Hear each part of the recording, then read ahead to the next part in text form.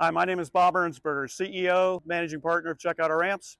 Today we want to show you a new product we've been working on for about 18 months, and they're called ramp dampers. What the ramp dampers do basically for additional safety is that when you're opening and closing the ramp, in case you mishandle or drop the ramp doesn't fall down and possibly injure your foot. So the ramp dampers are geared to control the fall of the ramp. I'll show you how it's done. Before you'd have to hold the ramp the entire way, but now just let it go, falls down for you, nice and slow.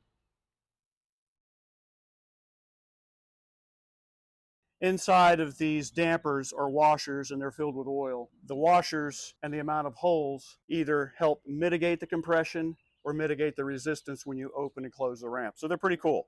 You have nothing to do except snap them together when they come from the factory. The brackets and base plates are already installed. You just pop it on the ends here. It takes about 2 minutes and you're set to go.